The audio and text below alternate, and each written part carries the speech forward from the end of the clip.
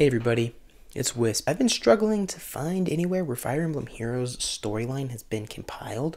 Despite playing it from day one, and knowing that it's had a pretty big fan base, I haven't really ever summarized the story or seen anyone else do that.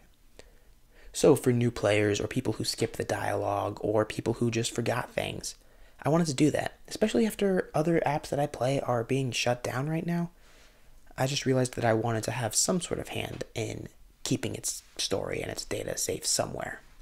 Also, I am sticking to book 1 for right now. I'm going to make these videos progressively, possibly monthly, with each one following one book. And that does mean that the storyline here is not the best, but bear with me because they actually do get better than this one at the very least. Alright, so to start off, I want to introduce everybody to some characters. First off is the summoner, or Kieran is the default name. But the main thing to remember is that this is you. The summoner is a self-insert character who comes from another realm, and is characterized by being incredibly friendly, charming.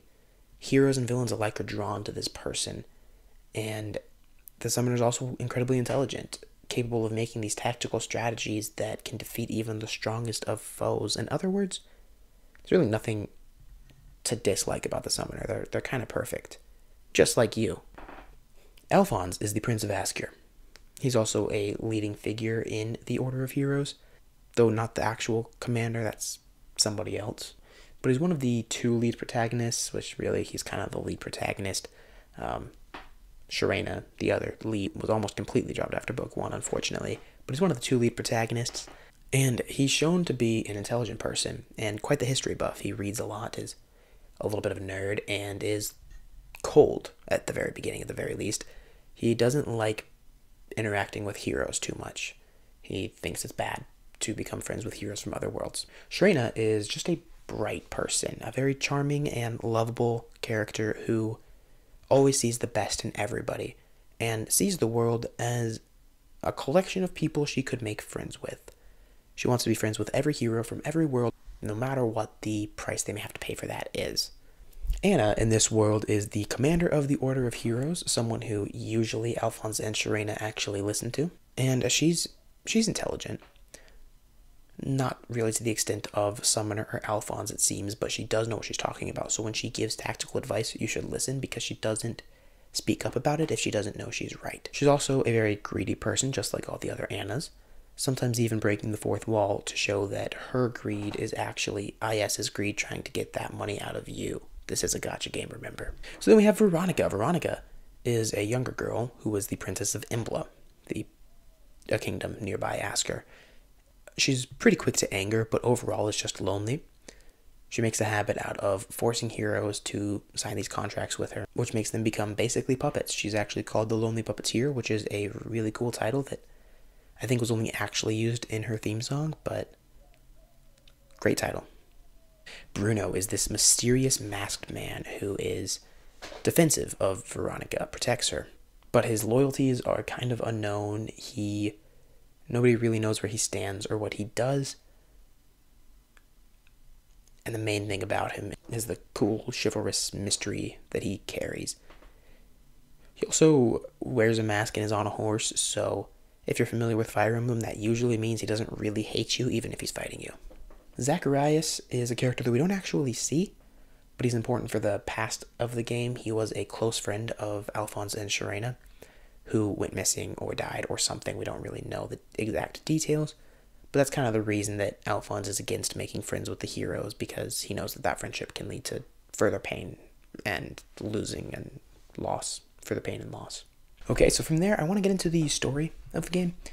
The prologue starts off with Anna lifting the bridal blick into the air, and you, just kind of pops out of it. You are shown to have the ability to hold this gun-like ancient weapon, causing it to glow and shoot heroes out of it. Nifty power, I guess. You also have no control of which world they come from or even who they are, but if you put enough money into it, then I guess you can control that. Alphonse is around, and you find out that he's the Prince of Askr, and currently he's at war with Imbla. He doesn't really know you, but he needs all the help he can get, so he asks you to fight by his side. Then you see a mysterious man, and not sure who he's fighting for, you go to find him. The masked man does reveal that he is working for Imbla, and this is Bruno. And You find out that Asker and Imbla were once allied nations, with Asker being able to open gates and Imbla being able to close them. Eventually, Imbla stopped closing the gates, which are portals to alternate worlds, meaning now everything that Asker has opened is just stuck, with portals to these worlds still existing and Imbla refusing to close them, which gives them the chance to invade those worlds and do harm to them or force the heroes into contracts like we talked about. The Order of Heroes, which is Alphonse's small army, was created specifically to stop that from happening, using heroes from many other worlds. The team meets Serena, and she reveals that there were actually legends about the summoner, or Kieran, or you, and she always believed that you were going to be a great hero who would show up and help them one day. As you go to the world of mystery, which is where Marth's game takes place, and during the time period his game takes place, and meet Minerva, who was tied to contract. The only way to free her from her contract is to defeat her in battle, so you do that, and then she's free. It's kind of a big thing throughout the first book, is you just beat random people in fights, and then all of a sudden, we're cool. After you beat Minerva, she sort of just disappears, and it's revealed that this place here, this was a distraction, and while you're here, Veronica, the Princess of Imbla, leads an army to attack Asker. We chase after Veronica and find out that her main goal is to stop Asker, because Asker is trying to stop her. She wants to fight so that as many heroes as she can get under her control, giving her friends and power and happiness. Xander is fighting on her side at the moment, and other than that, we're fighting mostly nameless masked people. But we fail to defeat Xander in actual combat, and instead he and Veronica flee. Then we get into the chapters. Chapter 1, we invade the world of mystery again because Marth is now under contract. Beat Marth in a fight, he's free. Veronica shows up with an army. We get the heck out of there because we're scared. Now in Chapter 2, things actually get a little bit more interesting because we go to the world of conquest, which is Fates, but primarily focusing on Nor. And we meet Xander and the siblings. They talk about the fact that they're under contract. We beat them. And then Xander reveals that he is in fact working for Veronica because he believes in her. Or more specifically, it's because of the pain and loneliness he sees in her eyes, reminding him of something that he does not want to hurt. And that falls in line with his character, despite always saying he's a prince first and you can't let your emotions cloud your judgment and that sort of talk. He still is really sensitive, and he lets those emotions cloud his judgment multiple times, which is the only reason Corrin's even alive to start the game of Fire Emblem Fates. He's really just too big of a softie, and it causes him to side with the bad guys multiple times. But I think it's an interesting twist, because he's not really a villain, but he's definitely working with them. The team talks about how it's weird, because normally people see the summoner and just want to be the summoner's friend, but Xander's not being swayed, and that makes them a little bit uncomfortable. So Xander goes back, and then Chapter 3 starts. We go to the world of Blazing. That's Elebe during Roy's time period. Save Roy from a contract. We talk a little bit about the fact that we're from a different world where there are moving wagons, cars, and buildings that touch the sky, skyscrapers, and everyone's kind of like, well, that's crazy. Then we stop talking about it. Chapter 4 kicks off. Now we're in the world of Awakening to meet who other than Chrom once again. It's really formulaic. Basically, we find out that Chrom signed the contract because he was led to believe that Asker was going to invade and harm them, so he made a contract to help Imbla so that they would help him, and now he's under that contract. We beat Chrom in battle, he's free from the contract, and he sees that Imblans were the true invaders all along. He apologizes for fighting us, and we kind of laugh it off. Serena mentions that Chrom talked about a friend of his, and she apparently saw that friend of his, but we didn't see his friend, that friend being Robin. And she says that something about Chrom's friend reminds her of the summoner. I don't know if that matters, but it does show that she might be a good judge of character because she can sense the aura of Robin and the aura of Kieran and notice that they're the same person, you the player. Anna brushes it off by saying that in a world with infinite people, because you can open all these gates, there's bound to be a few hundred who are the same, which might be a reference to the fact that almost everybody has blue hair, but it could also just be because there are various Annas and they're making that joke, so who can really tell? Anyway, we find out that Veronica's going back to the world of mystery while we're chilling with Chrom and just joking about the fact that his friend reminds him of us. So Chapter 5 begins, and we go straight back to the world of mystery where we meet some of Marth's friends and sidekicks like Navarre, save them from contracts, eventually find Tiki and save her from a contract as well. But things get more interesting this time when Veronica uses Imbla's power to close this gate. Everyone starts running, but the summoner gets a little bit stuck behind, and the gate closes with the rest of the Order away, and Summoner, you, Kieran, and the Summoner stuck behind the gates. Veronica decides to pop off your head like you're a doll because that's what she does in her free time, and you can't do anything because you're not a fighter. But then there's a bright white light and a mysterious voice who rushes in and saves you from Imbla's really harsh from Veronica's harsh judgment. You get sent back home and you find out, as this person leaves you, they give you their name, Zacharias, proving that Alphonse's friend is still alive, just missing. Beat Tiki and save her from her contract. We learned a little bit more about what we learned in the prologue, basically just like we said before. Asker opens gates, Imbla closes them. That's not happening, so now they can't do anything. But we learn a little bit more in that we find out if Asker somehow did learn to close the gates, the power would simply shift, and Imbla would be opening gates, which would be even worse because now Imbla can open an infinite amount of gates, and the heroes would have to go gate by gate closing everything, instead of doing what they're doing now, where they just travel world by world, freeing everybody and then making this infinite loop. In Chapter 6, we go to the World of Fates, the World of Birthright, which is Fates in the Hoshidan timeline, save Ryoma and his siblings from their contract, and we learn a little bit about Zacharias. Mainly that he was a close friend to Alphonse and Serena, and he's the one who went missing. Kind of exactly what I said in the summary, sorry. Chapter 7 begins and we meet Eliwood. He's under contract, but then we save him. Cool thing is we find out more about Zacharias, who was a childhood friend of Alphonse and Serena, and even taught Serena everything she knows about using the lance, which is beautiful, because lore is nice, and I always respect a decent friendship. Alphonse and Serena start to reminisce about this guy, and they remember that the last place they ever saw him was in the World of Awakening. They decide to go back because after talking about him, they can't help but want to search for him. In Chapter 8, we return to the World of Awakening, searching for Zacharias. This time, Crom is not under contract because we did the whole main character stuff, and so now we have to save the duo of Lucina and Robin teaming up. For some reason, they don't just talk to Crom about this whole contract thing, and instead have already signed contracts. I'm also really confused about how Serena met Crom's friend, and now we're fighting Robin as a separate character.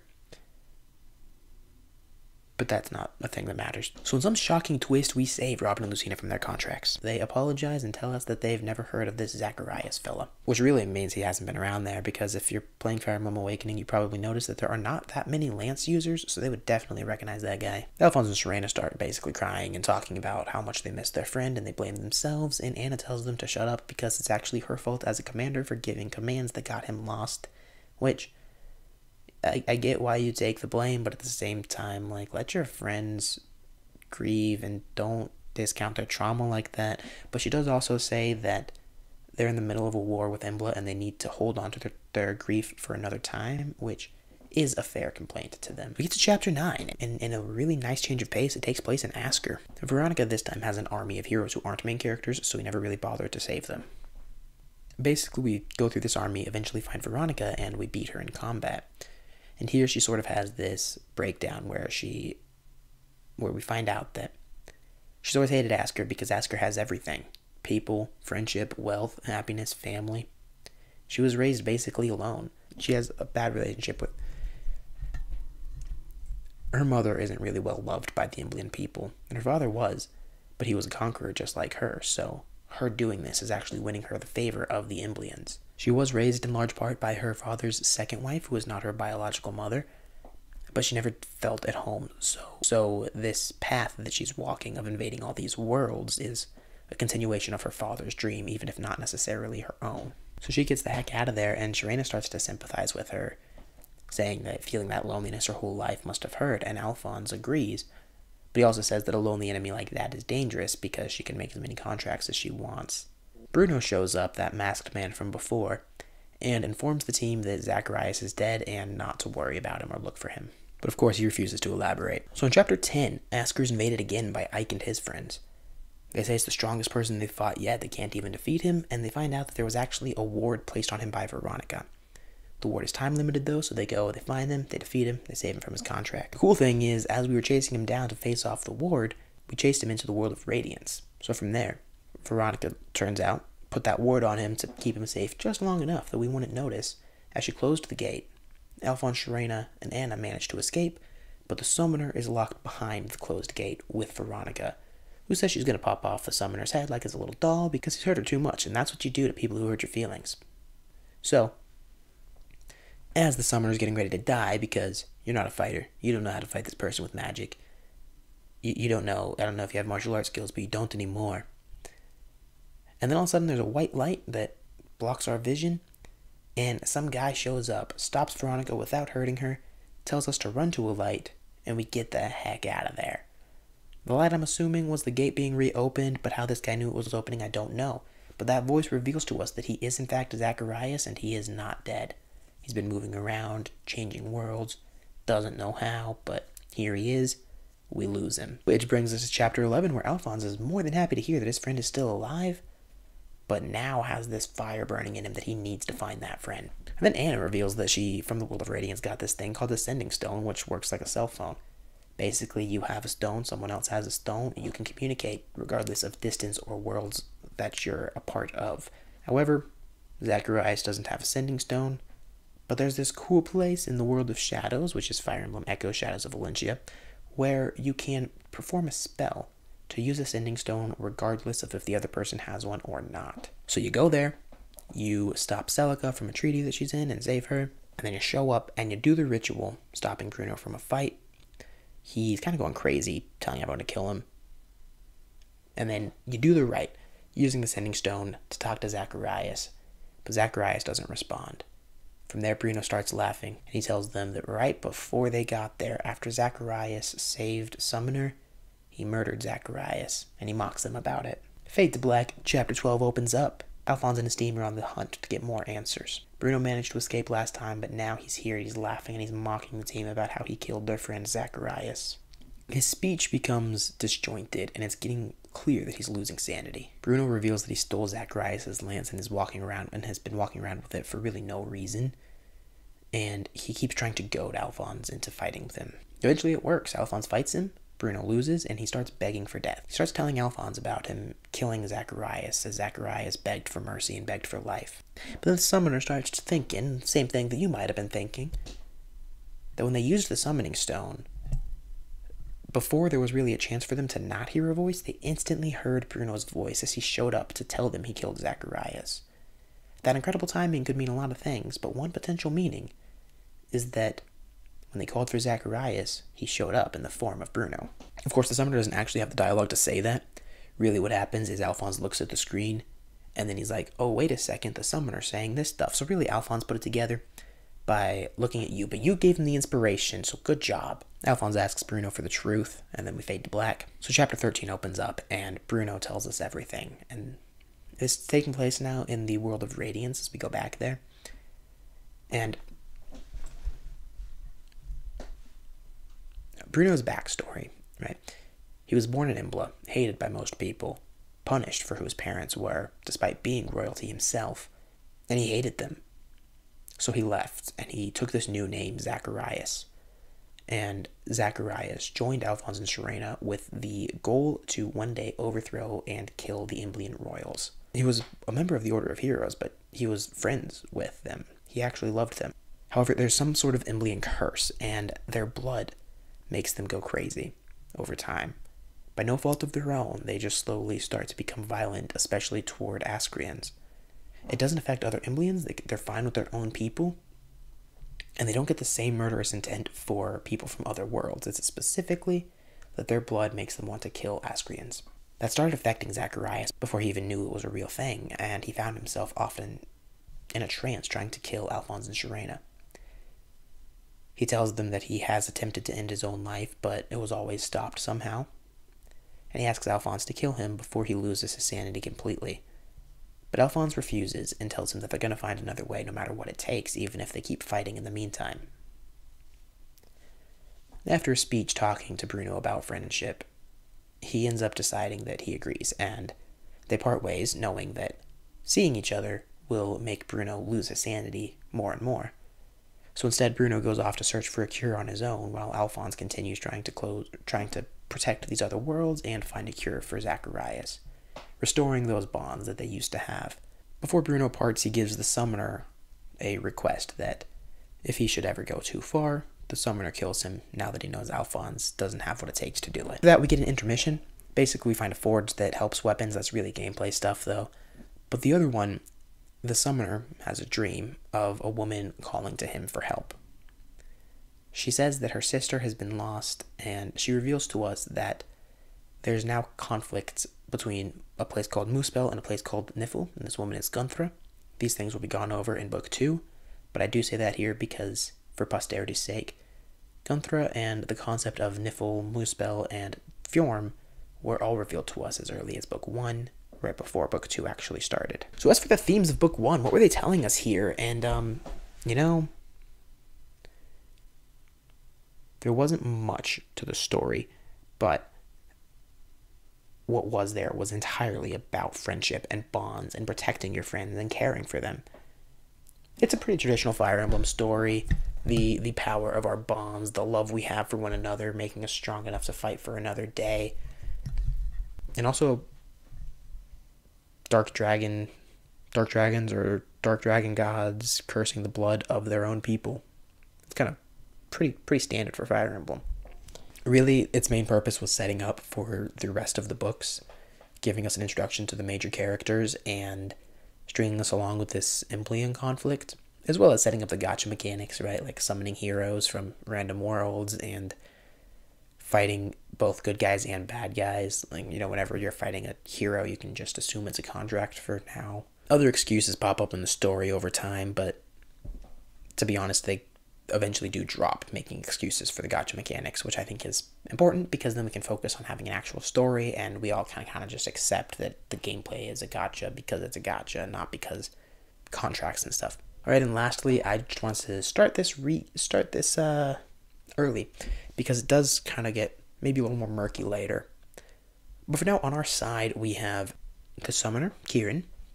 We have the summoner, Alphonse, Serena, Anna. And then maybe there's a dream lady. For sure, on Impla's side, we have Veronica and Xander. And normally I wouldn't list Xander, but he is directly working with her off of contract and is one of the only non-original character to be part of the story, despite not having a big part of the story. And then we have this mysterious dark dragon god who cursed Bruno's blood. And then as another third-party agent, we have Bruno searching for a cure for his curse.